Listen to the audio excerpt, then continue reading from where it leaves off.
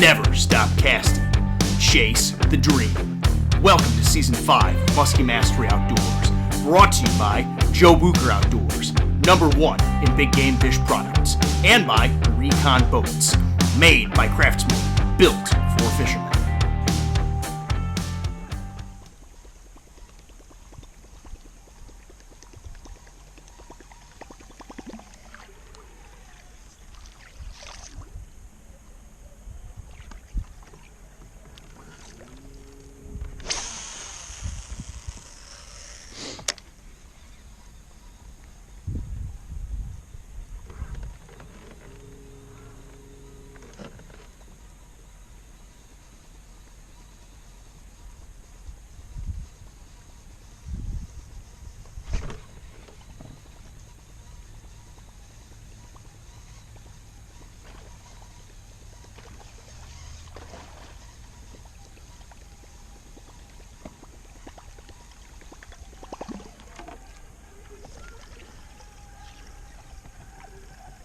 She's here.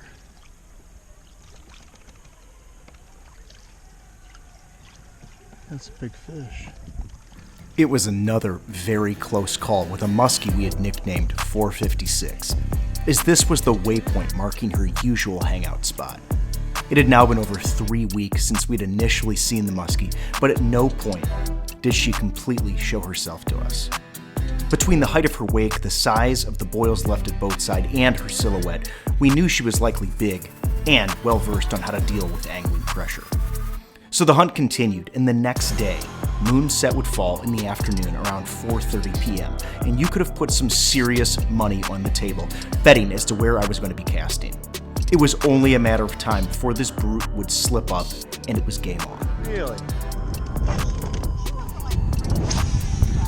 Yeah, I feel like I saw a picture of her. She wasn't or anything.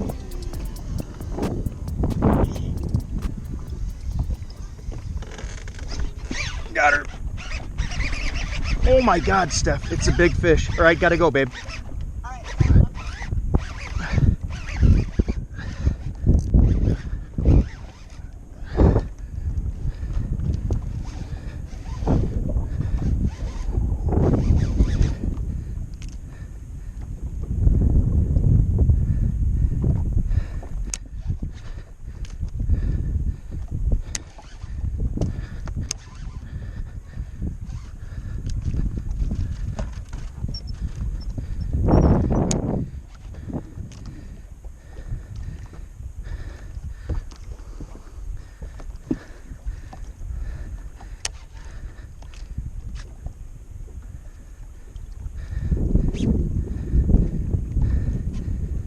Tight line on her, Jesse.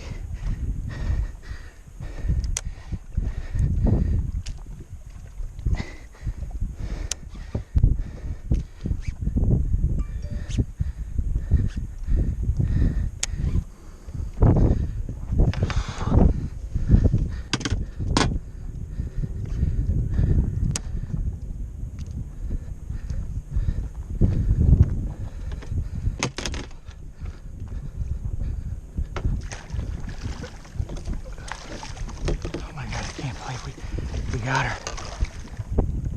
We got her right on moonset. We got her right on moonset.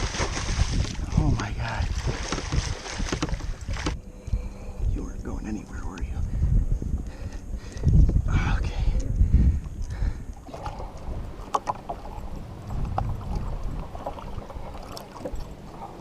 Guys, we got a monster here, guys.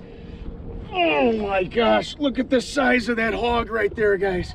Holy smokes, I've been chasing this muskie for 3.5 weeks. This is Musky 456, baby. Holy cow, that's a brute. She hammered 500 Bucher tail Goldilocks right on moonset. We'll get this big hog back and we'll fill you in on the details.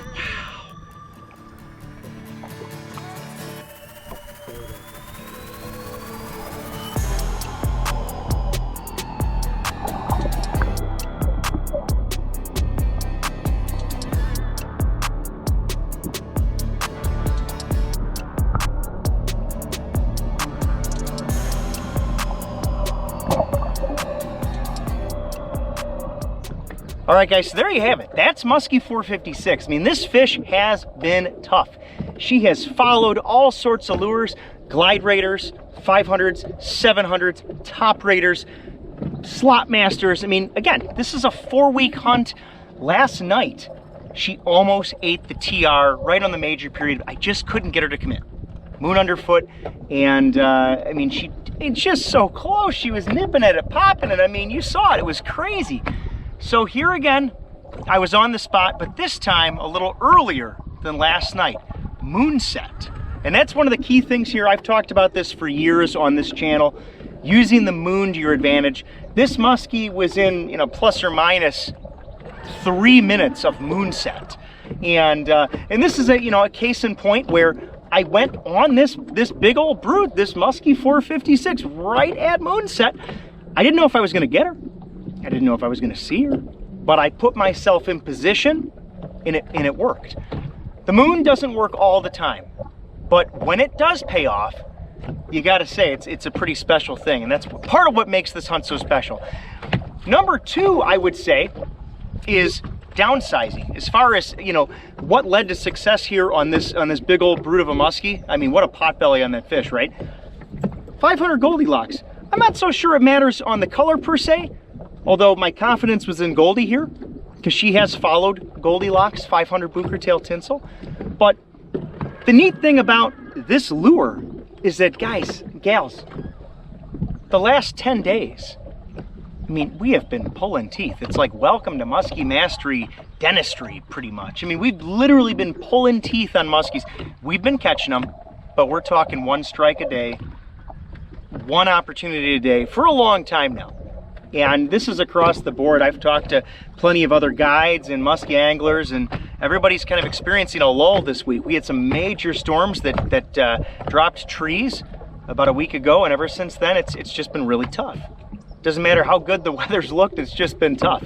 So I just decided, instead of throwing big this evening, I downsized to the 500, and it sealed the deal on a big fish.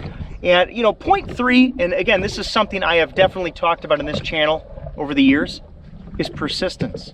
I mean, this is, now, some folks might say, Chaz, that's not the fish. I beg to differ. I can recognize these fish. You go after these muskies long enough, you see certain scars, certain scrapes, certain locations, certain tendencies out of these fish. That's Musky 456. And I just stayed on her. I just kept, you have to just keep knocking on the door. Just an analogy would be, that was that muskie's, one of the points on her home range. She probably wasn't there every day, but I kept knocking at the door. You keep checking, say, hey, are you home? And when they're home, you got a shot. Last night we had a shot, but again, that's the tough thing too. Sometimes when the muskie's home, doesn't mean they're gonna eat. So you have to keep checking. Persistence is one of the biggest things I would say that will help you score on any body of water. Doesn't matter if you're fishing in the Midwest, or if you're in Canada, or if you're in some southern states, wherever it might be. If you're in the Northeast, if you're on New York, it doesn't matter. Persistence in this sport is a big time determining factor for success, especially on pressured bodies of water that get a ton of angling and boating pressure. You just have to know that you're going to spend a lot of time casting these spots with very little return from your efforts. But the payoff is, I mean, it literally, I'm one happy muskie angler tonight, because literally, I mean, you talk about practically a month-long hunt, and to score on this fish after this long of trying really feels spectacular.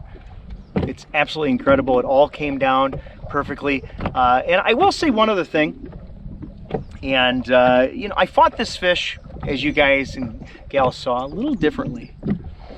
I took her around the boat. The reason for this is because after she jumped, I just couldn't tell, because she stayed down so deep for the entirety of the fight.